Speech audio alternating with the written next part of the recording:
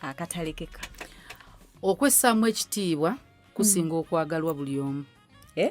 Okwesamu ekitiibwa kusinga okwagalwa buli omu. Waliyo abantu ng'ali ku TikTok, ennaku zino TikTok yeriko, ng'ali kuli yeeyambula nga likes yasinga ndowooza ne mu Uganda. Likes, views, ebintu ebyo bitutta abantu ne beerabira ekitiibwa. Self respect. N'osanga omusajja ng'ali mu kateeteeyi ali ku TikTok kubanga bagenda mwagala. N'osanga omukazi ali myaka gya maama. N'osanga omuweereza ng'oli kuli ozino gyemu essaati. Mukama.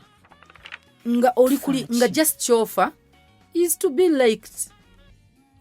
Oyagala funa bu views nga amazima mu Uganda TikTok sikiwoba esasula. TikTok tesasula. Naye ng'oli mu kwewebula ng'ekitiibwa ky'ofiirwa kyandikuliisizza emyaka 10 from now. N'abaana bo. Kubanga abaana baffe tubalekera ebintu bingi. Omwana osobola omulekera ssente, osobola omulekera erinnya. Erinnya ly'omulekedde eriryo asobola oddiryako paka obulamu bwe bwonna. Erinnya ebbi ly'olese era nalyo aliryako obulamu bwe bwonna. Bannaye, dignity and self-respect bikulu nnyo, bikuume.